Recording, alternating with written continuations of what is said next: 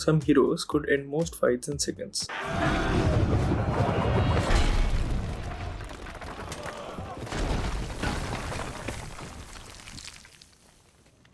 Anyone else? but they don't. Not because they can't, but because they choose not to. And that choice might be the only thing keeping their worlds from collapsing. When we watch superhero stories, we usually focus on who's stronger, who wins, who survives. But there's a quieter question most fans never ask. What happens when a hero is powerful enough to end a fight instantly and decides not to? Because some of the most dangerous heroes in fiction are not limited by strength, they're limited by restraint. And that restraint isn't weakness, it's a decision. Let's talk about Spider-Man. Spider-Man might be the best example for this. Most people see him as the hero who struggles, the one constantly getting thrown through walls and barely holding on. But that perception hides something important. Spider-Man is incredibly strong. He has lifted cars, stopped collapsing structures, held together buildings that should have crushed him. He has even overpowered enemies far larger and stronger than himself. And yet, he almost never ends fights quickly. Because Spider-Man is always holding back.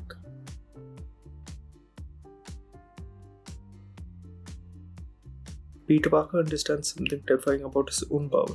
If he hits a normal human at full strength, that person doesn't get back up. They don't go to jail, they don't recover, they die. So every time he throws a punch, he's calculating, measuring, asking himself one constant question: how hard is too hard?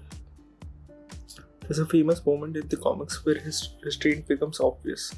After Aunt May is shot, Peter confronts the Kingpin. And for once, he stops joking, stops holding back. He dismantles Kingpin effortlessly. And then he tells him, I have been pulling my punches. That line reveals everything. Spider-Man isn't weak, he's careful.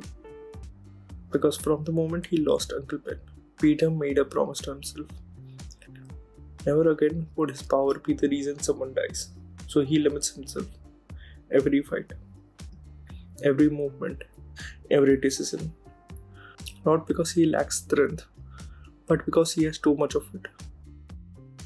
Batman. Batman's restraint comes from a different place. It isn't about physical strength, it's about control. Batman has one rule: he doesn't kill. Not because he can't, and not because his enemies don't deserve it, but because he knows something about himself. Once he crosses the line, he might not come back. Batman understands that once killing becomes an option, it becomes the easiest option. So he limits himself with rules, structure, discipline. Every fight is calculated to stop, not end. He builds weapons that incapacitate, not destroy. He trains to subdue, not execute. He holds himself back, not out of mercy for criminals, but out of fear of what he could become. Batman's greatest enemy isn't Gotham's villains. It's the version of himself that stops caring. So he holds the line every single time. Superman. If Spider-Man holds back because of guilt and Batman holds back because of control, Superman holds back because of responsibility. To most people, Superman is invincible. But what makes him truly powerful is not what he can do, it's what he refuses to do.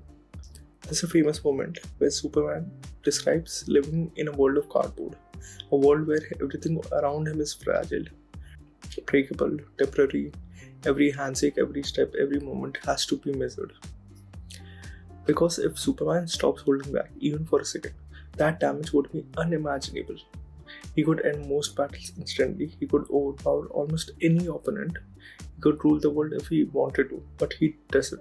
Instead, he chooses restraint. He chooses to live among people he could accidentally destroy. And that constant control is what makes him more than just powerful. It makes him trustworthy. The Flash. Then there's the Flash, the hero who can move faster than thought, faster than reaction, sometimes even faster than time itself. With that kind of speed, most conflicts could be over before they begin. A disarm, a capture, a single instant. But speed like that comes with consequences. Every movement has impact, every action has ripple effects. The Flash holds back because his power doesn't affect space, it affects time, reality, and casualty. He knows that if he pushes too far, moves too fast, or loses control even briefly, the damage might not be reversible. So he limits himself, not because he lacks speed, but because he respects what it can do. The strongest heroes aren't always the ones who win the fastest. They are the ones who know they could and choose not to. Spider-Man holds back because he's afraid of causing another loss. Batman holds back because he's afraid of becoming something worse. Superman holds back because the world around him is fragile. The Flash holds back because even time can break. These heroes aren't defined by their power, they're defined by their restraint. Because true strength isn't just about what you can do, it's about what you refuse to do. So the next time you watch a superhero struggle in a fight, they might not be losing, they might just be holding back, and that restraint might be the only thing keeping their worlds intact.